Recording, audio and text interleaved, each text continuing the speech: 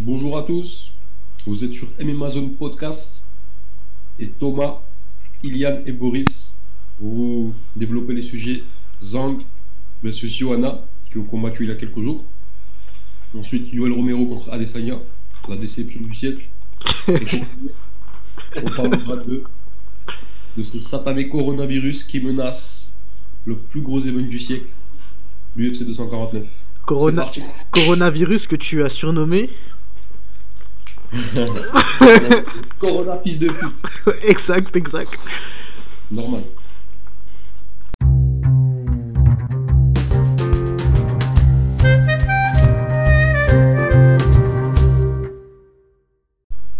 Alors, Zhang versus Johanna, ça s'est terminé sur une décision partagée Et quel pour combat. Weili Zhang, qui a officiellement réussi sa première défense de ceinture.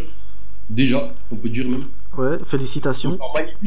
Un record magnifique de 19-1 si je dis pas n'importe quoi. Ouais, c'est ça, je crois. Voilà, il avait perdu son premier combat officiel en MMA Pro. Et il a enchaîné avec 19 victoires, dont, 21-20. donc tout ce qu'elle a fait à l'UFC, elle est arrivée, elle a tout gagné directement. Elle a accédé au titre. Alors, elle a été poussée, mais elle a été poussée sans avoir rien fait de mauvais. Je veux dire, elle n'a fait aucune mauvaise prestation à un combat. Le truc, Elle a c'est fait que. Elle, on lui donne des combats, elle gagne et elle fait des super combats. Elle a un putain de niveau, ça fait plaisir de l'avoir. Voilà. Du coup, qu'est-ce que vous avez pensé de ce combat? Est-ce que vous êtes d'accord avec la décision? Je donne la parole à Thomas. Victoire partagée, très partagée. Franchement, mais mec, c'était. En vrai, je l'ai regardé. J'ai scoré pour Zhang, mais je pense que si je le regarde, je peux tout à fait le scorer pour Johanna. C'était tellement serré. Bah, Zhang, c'était. Le truc, c'est que. Il faut voir si tu préfères vraiment la puissance des coups, du coup, quand ça touche bien et que tu vois qu'il y a vraiment de l'effet. Ouais, voilà, bah oui. Ou si tu technique, parce que. Bah, c'est même pas la technique, tu sais, c'était. Comment on appelle ça encore? L'amplitude, pas l'amplitude, mais. Moi, déjà, je me coupe pas. Frère, on est dans une discussion, on discute, cousin.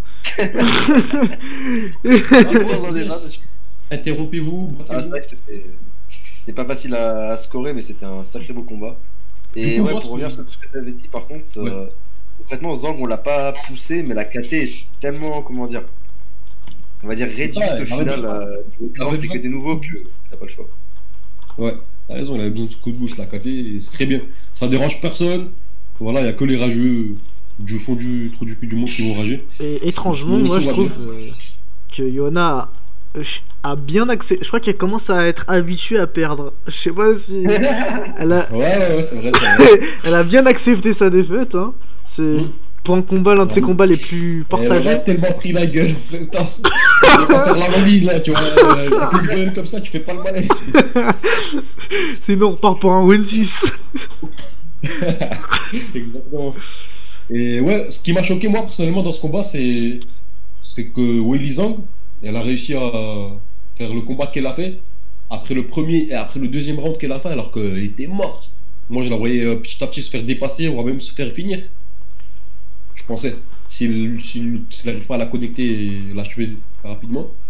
Et au final, elle, avec son cardio, on va dire, avec son cœur, elle m'a choqué. Et Johanna, elle m'a choqué par sa capacité à Prendre des coups. rester dans le combat avec tout ce qu'elle a pris, ouais, en fait. Avec les dégâts qu'elle a pris, tu vois. Et rester quand même au top techniquement. Hein. Ça s'est pas laissé dépasser. Exactement, Pas commencé. techniquement, rester au top jusqu'au bout, c'était un truc de fou. C'est vraiment resté à un bon niveau jusqu'au bout. Ouais, c'est ça. Hein. Et c'est ça qui était beau avec ce combat, et c'est ce qui fait de ce combat un des plus grands combats de l'histoire, en fait. Pas d'après monsieur Islam Makhachev. Ah, tout le monde fait des erreurs, on peut lui pardonner. Là, ce qu'il a appris après ça, de toute façon, je pense que c'est bon là. Il est lavé de On a tous dit des conneries dans notre vie, on a tous merdé, c'est pas grave. En tout cas, Fight of the Night, Fight of the Month, maybe Fight of the Year. Et du coup, moi, ce que je voulais dire, c'est que je suis pas d'accord avec ceux qui disent qu'ils auraient pu scorer pour Johanna. Parce qu'en fait, ça me rappelle aussi le combat contre Rose. Pareil, entre guillemets, t'aurais pu scorer pour Johanna, mais entre ce que Johanna elle se mange et ce que Johanna elle met, alors c'est bien, c'est beau techniquement. Et ouais, Johanna elle met du volume dans ses frappes. La qualité, mais il faut que tu fasses des vrais dégâts, tu vois. Parce que c'est bien, si tu mets 1000 coups et que tu fais des dégâts, c'est bien, mais Zhang avec moins de coups, il fait des dégâts 10 milliards de fois plus importants. Et qu'au final, Johanna, elle n'arrive pas à la finir, nanana. Pour moi, Johanna, c'est plus une survivante, mais une survivante, une championne qui a survécu, tu vois. Ouais. Qui a pas juste survécu, mais ouais, qui a combattu, même. Qui a combattu et survécu à la fois, en fait. C'est un petit peu comme ça que je le vois. Alors que Zhang, elle a vraiment. Elle a montré que c'était la championne, pour moi, c'est elle qui mérite d'être la boss avec la Elle a très bien encaissé, donc c'est clair, et Johanna n'a jamais eu une grosse puissance. Bah, moi, Mais complètement, celle qui touchait. Je pense que celle qui a vraiment le plus touché dans le combat, déjà, c'est Johanna, clairement. ouais, Yona, ouais. Parce qu'elle variait les frappes, les frappes au corps et à la jambe, je crois. C'était surtout là qu'elle. Mais tu vois, il y a une petite différence au niveau physique quand même, peut-être que ça lui donne aussi un certain avantage. En plus, elle a pas mal géré la distance. Zhang, elle a commencé à flancher physiquement au bout du deuxième round, ça a commencé à être très C'était les chaud. body kicks. Bah, c'est Vraiment ce que j'expliquais dans la preview perdue du podcast qu'on avait fait, mais que malheureusement on n'a pas pu sortir. C'est qu'en fait, je pensais que. J'avais pronostiqué. J'avais dit draw, mais en réalité, je pensais que Yona pouvait l'emporter. Parce qu'en fait, Yona, la plupart du temps, quand tu regardes les combattantes du cap de Weili Zhang qu'elle a affronté, Yona, elle a toujours su bien gérer la distance. Et tu sais, genre, rentrer avec une combinaison avec beaucoup de frappes et ressortir instantanément, ou contrer dès que son adversaire essayait de rentrer, parce que la plupart du temps, les petits, tu sais, genre, quand ils rentrent, ils baissent un peu la tête. Exactement. Et ce qui est frustrant avec elle, c'est qu'elle fait tout ça, très bien. Beau travail, mais elle a pas la puissance, tu vois, il lui manque une espèce de supplément de puissance. Ce serait une tueuse. Ce serait une putain de tueuse. Franchement, elle aurait plus de puissance, elle pourrait tuer la KT à la limite. Ah, mais clairement, ouais. D'accord, Shevchenko, elle les bouffe. Peut-être pas Zhang, elle va galérer, mais elle a bouffé. Du coup, une guerre, hein, comme j'avais prévu dans le podcast perdu. Moi, je me rappelle que t'avais pas du tout dit ça. Si. Je me rappelle très bien, t'avais dit qu'il y aurait une guerre. T'avais dit que ça allait être un combat très disputé. Je me rappelle. Et... Moi, je pensais aussi que ça allait être disputé, mais pas autant que toi. Je pensais qu'à un moment donné, Zhang devrait réussir à... Ouais, je me rappelle que t'avais dit ça, ouais. Mais... Après, voilà, Zhang, pour moi, elle est restée au-dessus par rapport à ce qu'elle a fait. Bah, tu sais quoi? Tu sais, quand j'ai vu la bosse de Johanna sur son front, je pensais qu'elle allait être arrêtée par le médecin, tu sais. Ouais, c'est clair, il y avait moyen, mais de ouf. Finalement, elle a commencé à avoir tellement de boss que toute sa tête c'était une bosse. Et je pensais que c'était genre la douleur, ça allait un peu ralentir Johanna, tu sais, dans sa façon de combattre. Plus, elle continuait d'avancer, tu vois, même. Ouais. Et ça, par contre, c'est admirable, puisque ça doit pas faire du bien, putain. Mais franchement, ouais, gros kiff. Ce qu'elle a fait, Johanna, elle a inspiré grave du monde, je pense, des combattants, des gens qui kiffent le combat, que ce soit en pratiquant, en regardant. Ça fait kiffer des combats comme ça. Bah là, mais la technicité, elle était géniale. Le fait que c'était back and forth, que les mecs, qui sont jamais arrêtés. Tu peux nous le refaire celle-là? Back and what? Back and forth. Oh yeah. Du coup, vas-y. Je te laisse finir ton statement. Bon, du coup, voilà, je pense qu'on a dit ce qu'on pensait de ce combat. Ouais. Au final, on est tous d'accord pour dire que ça a été le pied, putain, on a eu ouais. des pieds. Combat Hall of Fame fight. Même si. Ouais, il y a moyen. Même s'il y a une espèce d'enfoiré que tu t'es endormi pendant qu'on était en vocal, mais t'as quand même pu revoir le combat. Je me suis endormi avant que Jing Liang perde. Et ça a été une surprise, ça, que Jing Liang perde, vraiment. J'ai pas regardé le combat, mais s'il y en a qui veulent en parler. Jing Liang? Ouais. Ah ouais. Je te cache pas que j'ai pas regardé ce combat. Je sais plus pourquoi, mais je l'ai pas vu ce combat. Enfin bref, au moins j'ai pu me rattraper. Dès que je me suis réveillé direct à 9h du matin, j'ai mis le combat. J'ai tout fait pour pas me faire spoil, j'ai regardé le combat. Et je pensais que... je l'ai vu qu'une seule fois le combat. Et je pensais que Johanna avait gagné. Mais après c'est vrai que quand tu me dis que... Quand tu vois Johanna qui frappe, tu vois Weili Zhang qui continue... Enfin, tu vois plus sur les frappes de Weili Zhang, tu vois la tête de Johanna reculer bien en arrière, tu vois. Exactement. Mais là, c'est un truc de ouf. Et sur les tricks de Weili Zhang, tu vois Weili Zhang, il y a des moments où elle reculait, tu vois, genre elle a pris de sales coups, mais pas autant que Johanna, tu vois. Ouais, c'était pas le même impact, tu vois. Voilà, c'est ça. Alors que Weili Zhang, tu voyais... Alors que Johanna, c'était parce que putain, elle était un petit peu... Tu vois, elle était peut-être un tout petit peu sonnée, tu vois. Ouais, elle a secoué quand même. Mais deuxième round, ça a été dur pour Weili Zhang, si je me souviens, ou si je me trompe pas. C'était deuxième round que c'était un peu dur. De round 4 de mémoire, ça a été galère. Ah, mais les deux premiers rounds, Weili Zhang, ça a été une tornade, elle s'est pas arrêtée, elle a envoyé des bombes. Et elle a mis tout ce qu'elle avait dans son cœur, elle a mis tout ce qu'elle avait dans son corps. Et elle a quand même fait les 3 rounds suivants. Et tu vois qu'elle avait pas de carte, elle avait plus de carte, genre, c'est admirable d'avoir c'est quand même assez admirable d'avoir gardé le rythme. Carrément, gros. En plus, je me rappelle, je crois qu'à la fin du deuxième round, même son entraîneur, il a très bien compris, il est rentré, et il l'a soulevé, il l'a ramené jusqu'au tabouret pour que ça soit. Même ça, il lui a pas laissé marcher jusque là-bas. Tellement il était, ça y est, tu vois, il était commencé à être chargé. En tout cas, c'était un beau combat, ça, on va tous se mettre d'accord là-dessus. Ça n'a rien à voir avec le combat qui a suivi, apparemment. Ouais, et, c'était le jour et la nuit. Après, bon, on dirait qu'il y a eu un sale suspense quand même pendant certains moments, et au final de tout, bah, ça a été une grosse déception. Putain. On s'y attendait pas encore une fois, comme lors de Ngannou contre Lewis. Ah, mais Yoel Romero, mais tu sais, je pensais que. Puisque j'ai encore. Vu que du coup, j'ai regardé Yoel Romero et Adesanya excusez-moi, en replay. Et genre, je voyais. J'ai vu une photo d'Adesanya qui célébrait, j'étais en mode. Ah, ok, donc, genre en mode, je pensais que Yoel Romero il s'était fait mettre. Ouais, il s'était fait mettre KO round 3, round 4, tu vois. Et je regarde dès le premier round, je fais waouh, ok, ça ressemble un peu à ce qu'il avait fait contre Luke Rockhold et Whittaker, tu vois. Et après, quand tu vois ça, tu sais que pendant les combats, quand il fait ça, il avance, il fera rien en fait. Il essaiera de contrer, mais il fera même il servira de cercle de frappe pendant 2-3 rounds. C'est ce qui s'était passé contre Luke Rockhold. Luke Rockhold, il faisait que ça. C'était un sac de frappe, hein, rappelez-vous. Luke Rockhold, Whittaker. Totalement raison. Et après, il explose et il te touche. Et c'est ce qui s'est passé avec Whittaker, c'est ce qui s'est passé avec... Sauf que Adesanya, faut quand même Adesanya, il a vu les combats, il a étudié le truc, donc il va pas lui rentrer dedans, tu vois. Enfin après, il y en a qui pensent que c'est Adesanya qui a ruiné le combat parce qu'il aurait dû être plus. Ah mais alors là, je vais te mentir, un Counter-Striker Adesanya, c'est normal. Mais je suis pas un fan d'Adesanya, c'est connu que je suis pas un fan d'Adesanya. Mais comment on peut ne pas le respecter? Comment on peut lui reprocher à lui quelque chose? Tu vois, on sait le contexte en plus, tu vois. Je vous rappelle le contexte, c'est qu'en fait, Romero il est sur 2 défaites d'affilée, même si ça a été 2 belles guerres et que beaucoup, la majorité peut-être même disent qu'ils auraient pu scorer pour Romero les 2 combats qu'il a perdu. Attends, 2 ou 3? Il a perdu. 3, il a perdu. Ouais, 2 parce qu'il a niqué Rockhold. Voilà, voilà, il a assassiné un mec entre temps. Non, 3 défaites d'affilée. Whittaker, Costa et Adesanya. Ouais. Ah non, bah non, c'est sa 3ème Adesanya, excusez-moi, je suis stupide. Ouais, du coup, ça fait je disais quoi? Je disais que. En gros, il a eu un title shot, vraiment un beau cadeau, ça a été pour lui, un beau cadeau d'anniversaire, d'un cadeau de ses 43 ans, ce que tu veux, de sa fin de carrière. C'est 53 ans. Pour lui, pour moi. Il a 25 ans, gros. Romero, il ose essayer de mettre toute la faute sur Adesanya, toute l'attention sur Adesanya, du coup, les gens ils sont là, ils reprochent des choses à lui, mais putain, lui, c'est le champion. Il a réussi à faire.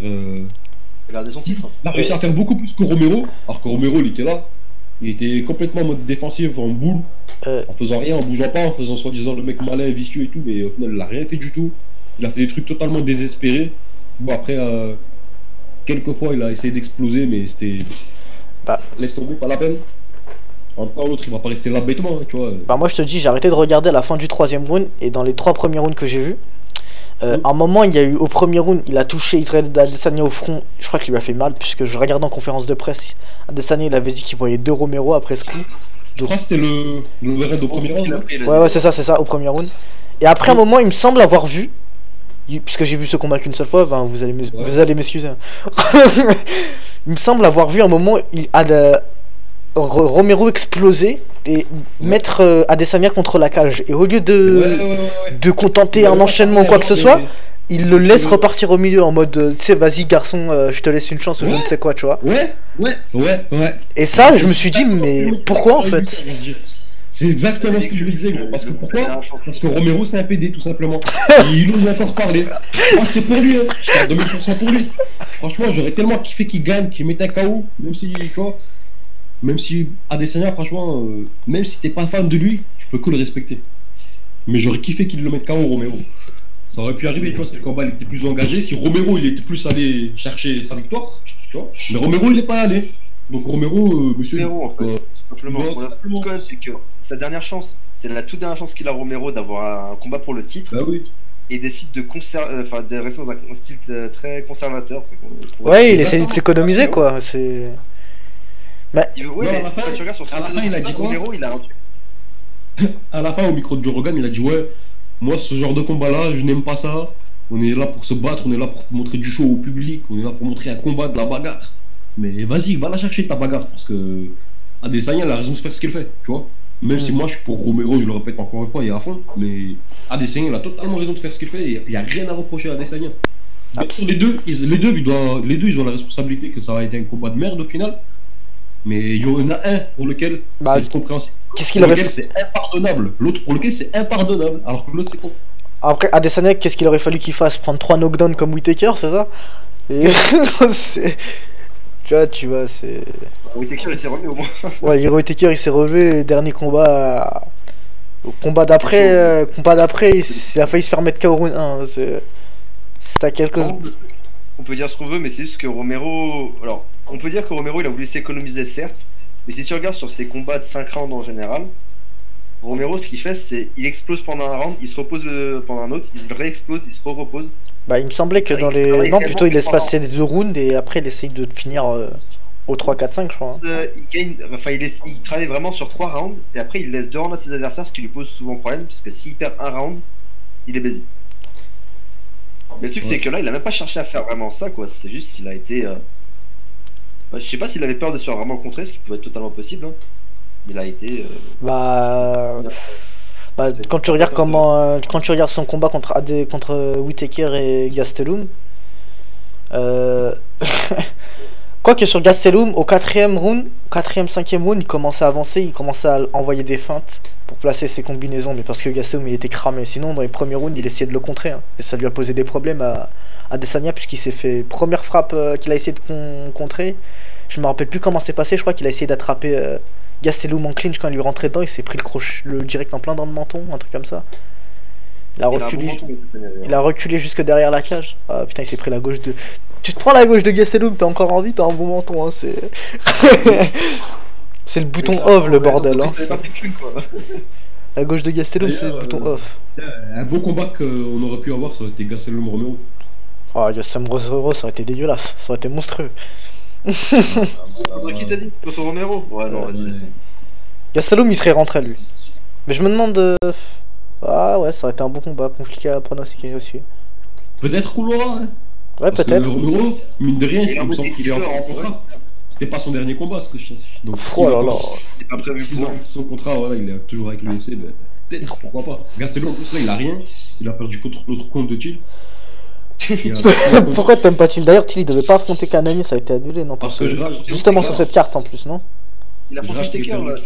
Ah ouais, j'ai vu. Ah oui, j'avais vu qu'il affrontait Whittaker. D'ailleurs, c'est qui voyait Thiel le mettre KO Whittaker, c'était qui? C'était Rudy ou Ben? Ou alors les deux, ils voyaient Whittaker gagner, je me rappelle plus trop. Je crois que c'était Rudy. De toute façon, on en reparlera quand ils seront dans le podcast. C'est ça, parce que voilà. Parce que là, ça duck, hein. C'est Rudy, quoi, il duck, hein, c'est pas étonnant. Ils ont peur de parler pendant le coronavirus. En parlant de coronavirus, ça fait une transition toute faite. Le corona fils de pute. Coronavirus, corona fils de. La crainte, je crois que c'est la malédiction, hein. Khabib Ferguson. Peut-être foutu en l'air par. On n'aurait pas dû rentrer dans ce sujet parce que j'ai envie de péter l'ordi avec ma tête. Par les dieux du MMA. Ce serait le combat tu sais, c'est le combat légendaire. Tu te demandes si ça existait, s'il a existé ou s'il n'a pas existé. Tu sais, ça deviendra une légende. A-t-il existé, n'a-t-il pas? Là, on est quand même à nouveau rentré dans une espèce de truc paranormal de suspense. Là, on est rentré dans un truc, mon pote, même si on a tous beaucoup plus important à quoi penser dans notre vie. Il y a quand même ça dans un bon truc. Il est en train de péter un plomb, tu vois. Personne n'est serein en fait, faut être tout à fait d'accord là-dessus, personne peut être serein pour ce combat. Ah bah absolument pas. C'est quoi, c'est la 5ème fois qu'ils le font? Ouais, c'est ça. Putain, mais il a été annulé 2 fois de chaque côté, je crois. Sachant qu'une fois ça a été annulé à un jour du combat et une fois 5 jours. 1er avril. Quand même grave. Quand il s'est cassé la gueule. Non mais 1er avril. C'est pas un signe ça. C'est pas les dieux du MMA qui se foutent de notre gueule sans déconner.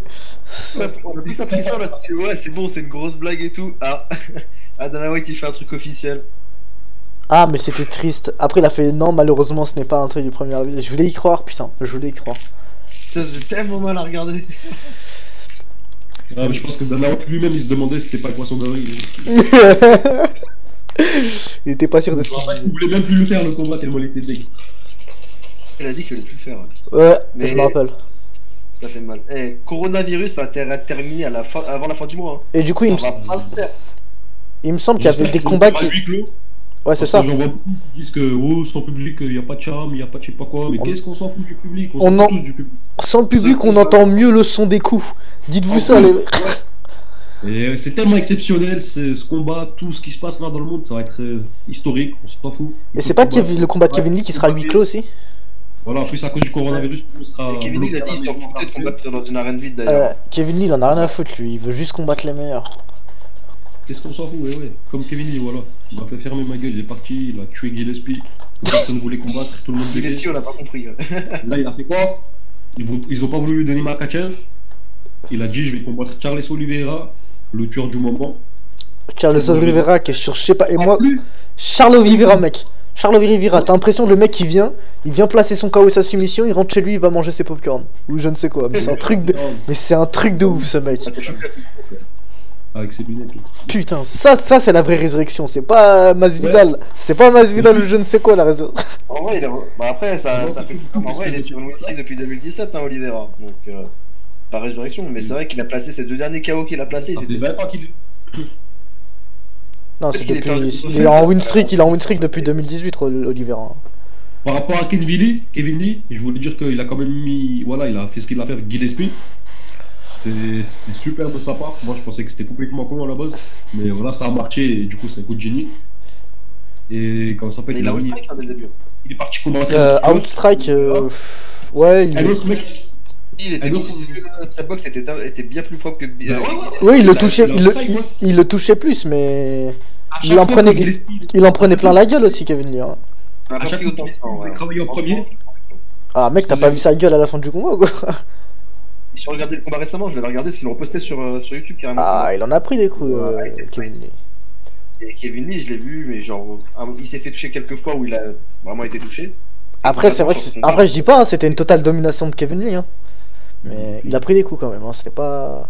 J'ai pas dit qu'il en a pris 0, mais je dis qu'il a outstrike, et c'est le cas au final. Hein. Il a mis beaucoup plus de coups que Gillespie. Ouais. Putain, mais Gillespie, c'est bizarre quand même. C'était bizarre ce combat de pas striker, tu vois, les deux mecs, la tête en avant, corps penché, qui strikaient, c'était. D'ailleurs, pour dire, du coup, Kevin Lee a mis 21 coups à Gillespie, et Gillespie en a mis 9. Ah bon? Il me semblait que je sais pas. Bah écoute. Bon, Fight Metric, hein, tu contredis pas Fight Metric. Ouais, attends, je vais faire mieux, je vais aller directement sur le site de l'UFC. Est-ce que ça va changer grand chose? Plus de stats. Oui, bien sûr. En tout cas, ouais. Hâte de voir Kevin Lee combattre en vrai sur ce coup-là. Bah, il a prouvé qu'en changeant de gym, ça le faisait quoi. C'est vrai que ça, c'est depuis son changement de gym à Tristar. Ouais, c'est vrai. Depuis qu'il s'entraîne avec le GOAT. Ouais, il a prouvé qu'il pouvait striker quoi. Depuis qu'il s'entraîne avec la chèvre selon RMC. Mais de toute façon, moi je vous le dis les mecs, Charles Oliveira il est pas prêt pour le taekwondo de lui. C'est. Ah mais Charles Oliveira il est. C'est une guerre de high kick. Il va y avoir des tornado kicks qui vont se perdre, hein, je vous le dis tout de suite. Bon les gars, et du coup on va peut-être avoir l'arrivée de Ben avec nous. Peut-être. Très bien. À la fin du podcast, pas mal, bon timing. Voilà. Il va faire ce shit. Il arrive à dire au revoir et c'est bon, tu vois. Il a pas coronavirus, mais il avait la gastro, comprenez-le. Il va nous parler du coronavirus, ça tombe bien, il a la gueule de l'emploi. En plus, voilà. Il va écouter le podcast, il va soulever chez toi. On est là, on stackine.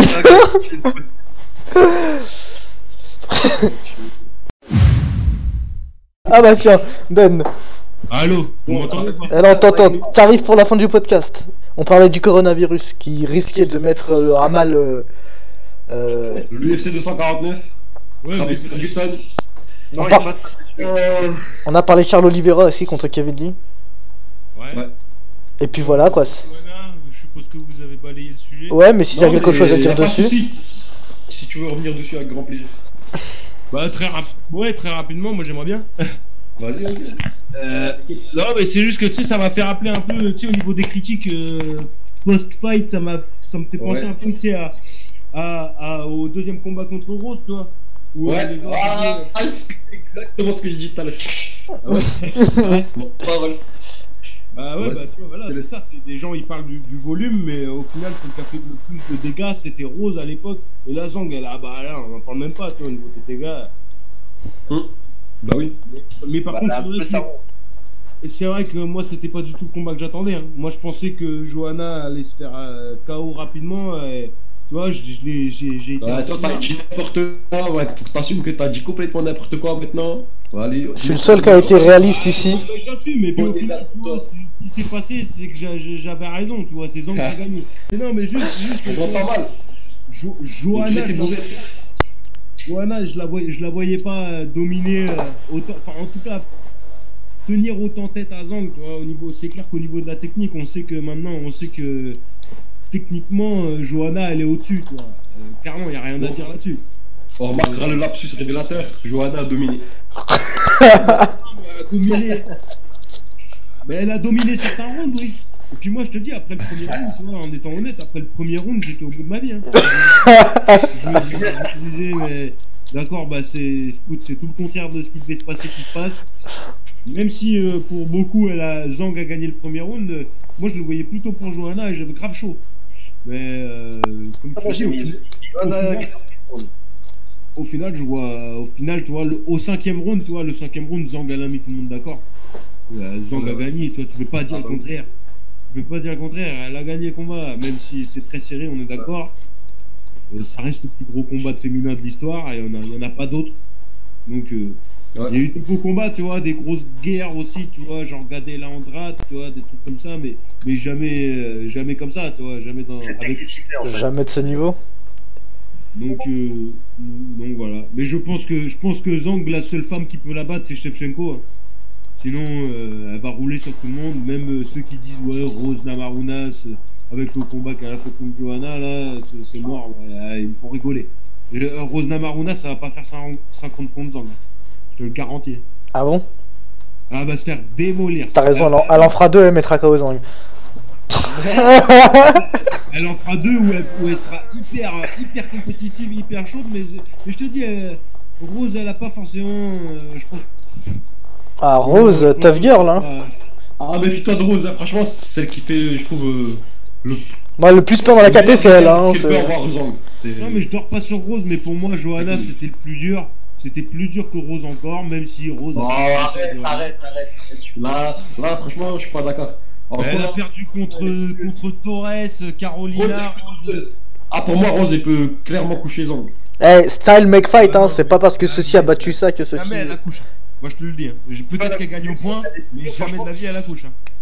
Y a personne qui couchera Zang déjà. Déjà, je te le dis. Écoute-toi. Soit elle va perdre au point, soit elle va perdre par soumission, mais jamais elle perd par KO, je te le dis direct. Dans cette catégorie, peut-être que tu dis ça, mon gars, mais si elle a plus de Nunes, ça peut lui faire très mal. Hein. Mais écoute, Nunes, évidemment, Trimar. Ah ouais. Moi, je Nunes.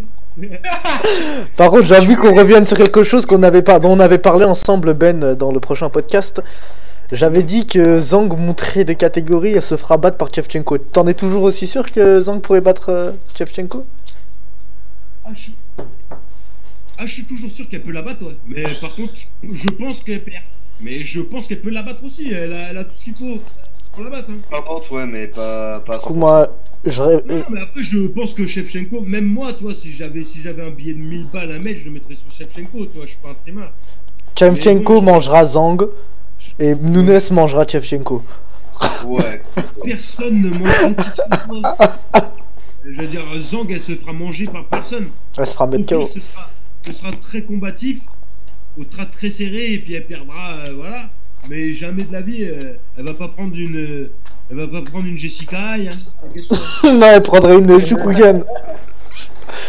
Elle va prendre une Cachoeira. C'est Cachoeira qui s'est fait massacrer par Coachera. Ok, c'est ça. Mais tu vois vraiment. Tu penses vraiment. Tu vois Zang à la place de Coachera, tu sais, tu te rappelles. Oui. Impossible. Oui, bah exact. La différence de poids sera trop pour elle, too much. Too much girl for this girl. Ouais, mais qu'elle prenne pas la confiance. Elle se bat contre des. Y a rien dans sa catégorie, Valentina. Hein. Y a personne. Hein.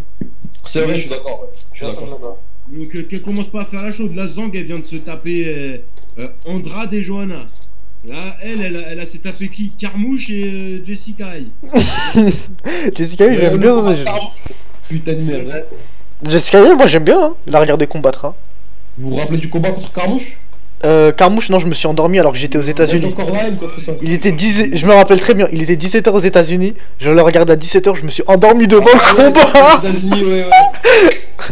Ouais, moi je me rappelle, je regardais dehors la nuit sur mon téléphone avec vous. Ouais, j'avais tellement le seum, c'était le main event, putain, c'était le main event. Le main event. Mais arrête ça, qu'est-ce que tu parles?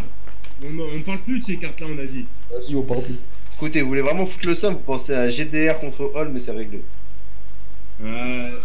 UFC 208, l'event maudit quoi. L'event c'est vraiment maudit, c'est vraiment dégueulasse, ce qu'il fallait pas. L'event maudit c'est le Khabib Ferguson. Non mais par contre ouais l'event maudit c'est... Khabib Ferguson, si t'es sur la carte Khabib Ferguson, tu sais que tu seras pas payé ce mois-ci. Non mais tu sais que ça devient mystique hein. Franchement je préfère que c'est moi qui ai le coronavirus plutôt qu'ils annulent le combat. Et s'ils annulent et qu'ils le rebookent une prochaine fois, la prochaine fois ce sera la 3ème guerre mondiale ou un délire. C'est ça. La Terre sera explosée par un astéroïde mon gars, c'est tout pour arrêter. Non mais soyons sérieux, il peut pas annuler ça. On veut voir ça en vidéo. Ma parole, je peux lui donner le pay-per-view s'il veut. Exactement, tu vois, 8 clos, on s'en bat les couilles. 8 clos, faites-le, tu vois, ça rajoutera. Tu vois, moi je préférerais que ce soit avec le public, mais si le seul moyen de l'avoir au 249 c'est de le faire en 8 clos, bah faites-le en 8 clos. Oui, on s'en fout. Le combat il est déjà dans la légende alors qu'il a même pas été fait. Ça rajoutera un peu de mystique au truc, c'est très bien.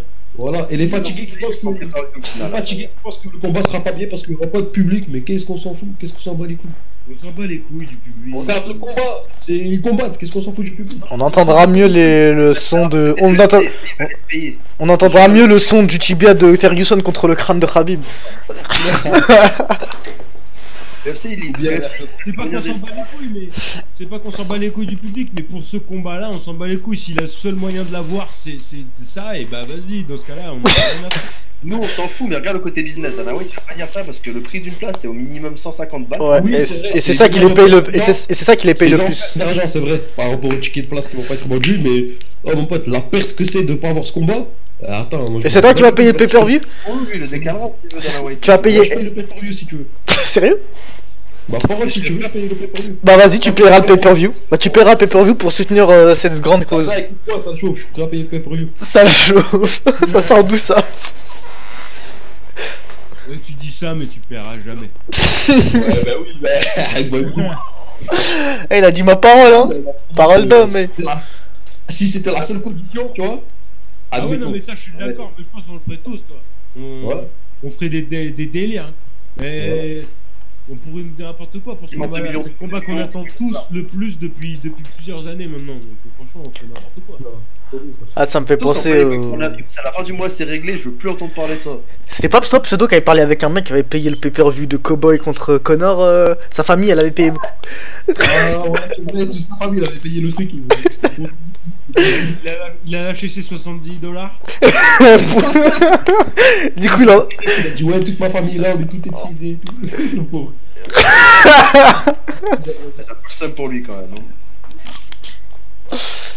C'est normal, c'était comme normal McGregor qui combattait. Aucune surprise. Escroc. Alors. Là, on va voir Notorious qui débarque dans le channel, on va pas comprendre d'où ça sort. Ouais, du coup, Connor, en fait, c'est le meilleur, mais. Bah, bon, bah, on a rien d'autre à dire. Bon, et bien, si vous voulez rajouter quelque chose sur un sujet qu'on n'a pas fait, vas-y. Ouais, je voulais dire nique le coronavirus encore une fois, mais c'est tout. Ouais. Voilà. Et si vous avez rien d'autre à dire, laissez-moi. Vous avez pas parlé d'Ortega et Coran Zombie? Non, pas encore. Ah bah tiens, la news. Bah tu la feras, tiens.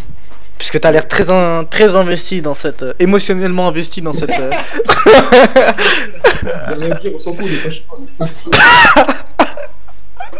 Non, mais c'est pas ça, mais c'est pas que Je rigole. D'ailleurs, t'auras une petite surprise dans le podcast, Ben. Faudra que tu la regardes. Ah ouais, c'est quoi? Bien la porte à clé, Fabien porte à clé, quand tu Allez, c'est parti. Vas-y, Ben, développe. Non, mais de toute façon, tout le monde a vu, là. Là, il y a Brian Ortega, il s'est encore excusé. Mais excusé pour de vrai cette fois-ci, il a fait une vraie excuse. Ah ouais, j'ai pas vu ça par contre. J'ai vu qu'il avait vite fait dit. Une vraie excuse. Et Korean Zombie, Il a dit quoi? fait un gros pavé où il a répondu, où il a dit qu'il acceptait complètement ses excuses, que ça lui faisait bien ses excuses. Ah ouais? Ouais, voilà, là, ils sont redevenus, ça s'est redescendu un petit peu. C'est redevenu ça un esprit. Il se défonce la C'est gueule. cool. Ortega, en gros, il a dit que ça lui correspondait pas, mais comme que tu vois, comme c'est un thug, des fois ses émotions, machin. Il a dit ça sans déconner?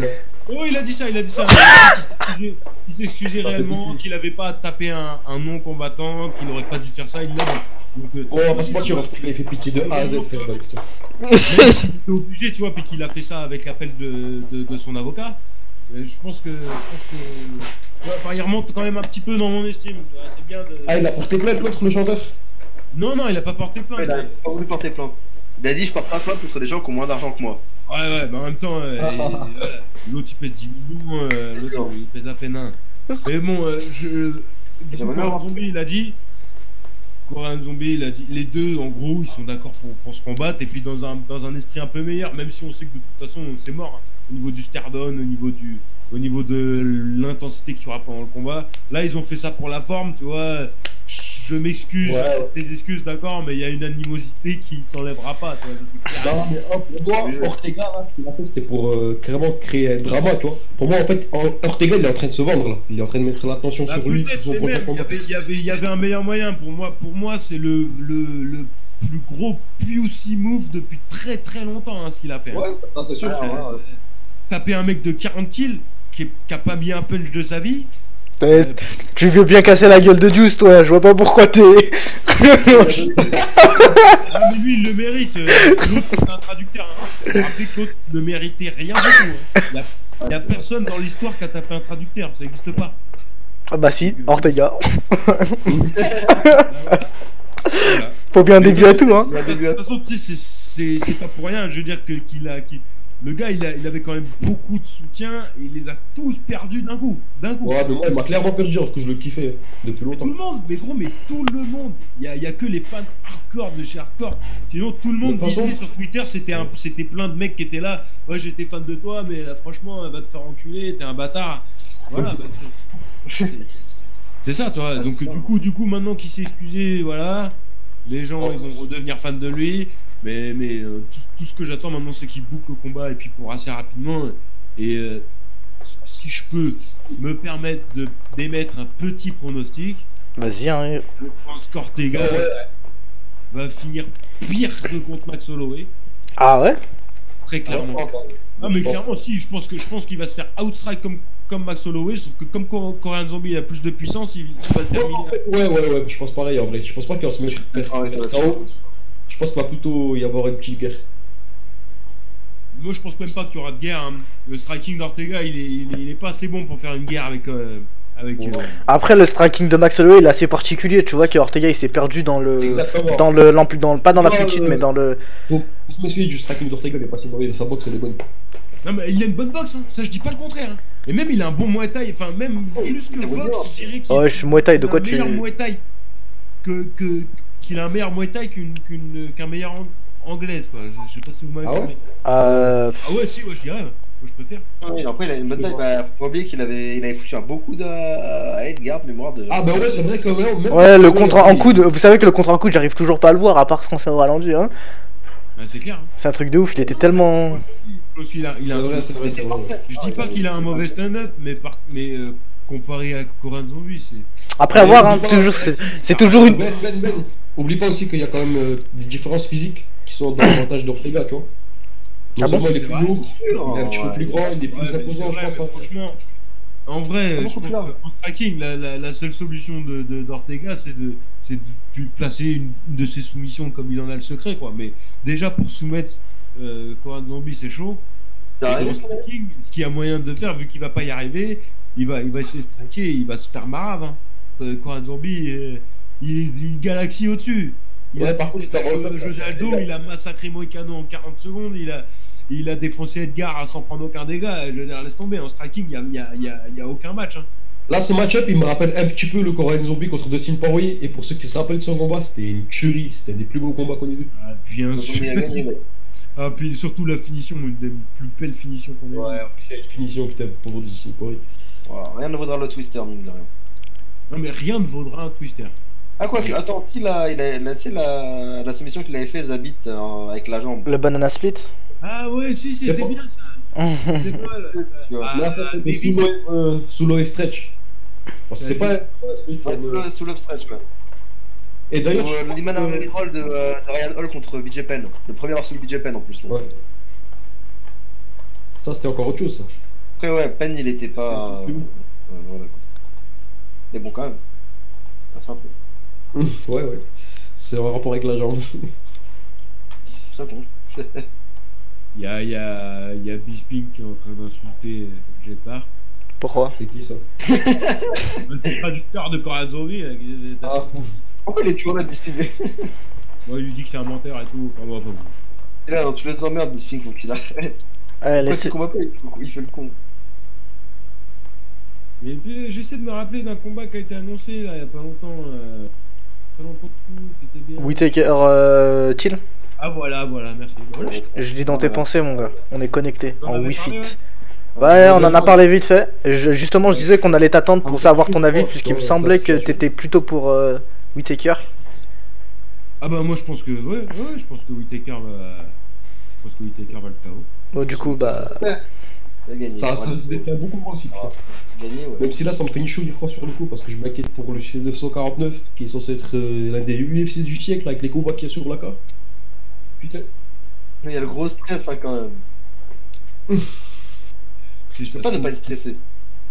Et il y a Garbrandt aussi qui est sorti de son combat contre Hassan Sao parce qu'il a des problèmes rénaux. Ah oui c'est vrai. Mais t'as vu c'est Reborg qui prend le combat. Ah bon? Ouais, c'est Reborg. Arrête. Reborg. Reborg. Attends, Reborg. Garbrandt à Reborg. Il est monté, il saisit l'occasion, l'opportunité. Ouais. Le mec qui rate tout le temps la pesée là. De ouf. Excepté la plaque Garbrandt. Il en a eu marre de perdre tous les combats contre la pesée. Donc... C'est ça. Il a dit là, j'ai rien à cutter. Il accepte le